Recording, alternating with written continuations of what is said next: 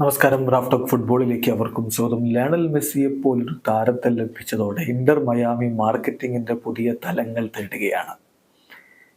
American ഫുട്ബോളിൽ അവർ soccer എന്നാ പറയുക. ഒരു പുത്തൻ ഉണർവുണ്ടാക്കാൻ മെസ്സിയുടെ വരവിന് സാധിച്ചിട്ടുണ്ട് എന്നുള്ളത് നിസ്തർക്കമായ കാര്യമാണ്. എന്തായാലും അത് അതിൻ്റെ മാക്സിമത്തിൽ ഉപയോഗപ്പെടുത്തുക, അതാണിപ്പോൾ ഇന്റർ മയാമി ചെയ്തുകൊണ്ടിരിക്കുന്നത്.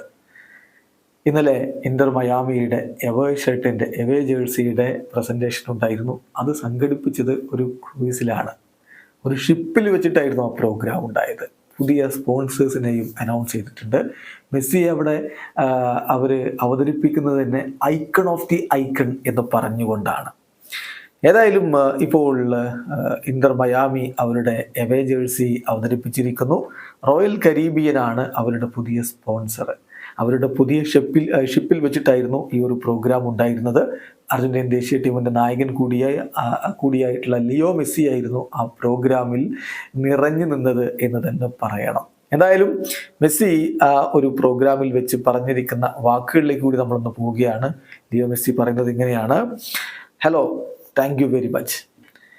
എല്ലാറ്റിനും ഉപരി ഞാൻ റോയൽ കരീബിയന് ഈ ഒരു വലിയ ഹോണറിന് നന്ദി പറയുകയാണ്. തീർച്ചയായിട്ടും ഇതൊരു വലിയ പ്രൈഡ് തന്നെയാണ്. എന്തായാലും ഇത് എന്നെ സംബന്ധിച്ചിടത്തോളം വളരെ അഭിമാനകരമായിട്ടുള്ളൊരു കാര്യമാണ്. ഈ സിറ്റിക്ക് ഈ ഷിപ്പ് എത്രത്തോളം പ്രധാനമാണ് എന്ന് നമുക്കറിയാം, അതുപോലെ തന്നെ ഓൾ വേൾഡിനും. ദെർഫോർ ഞാൻ അനൗൺസ് ചെയ്യുന്നു, ഐക്കൺ ഓഫ് ദി സീ എന്ന രൂപത്തിൽ ഇത് നാമകരണം ചെയ്യുകയാണ്.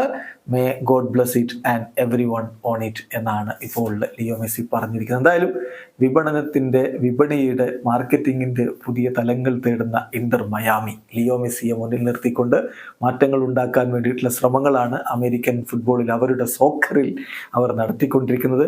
എന്തായാലും ഇന്റർ മയാമി ഇതാ പ്രീ സീസൺ ടൂറുമായിട്ട് ഏഷ്യയിലേക്ക് എത്തുകയാണ്. അടുത്ത മത്സരം അൽ ഹിലാലുമായിട്ട്, പിന്നെ അൽ നസറുമായിട്ട്. വീഡിയോ അവസാനിക്കുന്നു. ഫുട്ബോൾ ലോകത്തെ കൂടുതൽ വിശേഷങ്ങളുമായി റാഫ് ടോക്സ് എത്താം.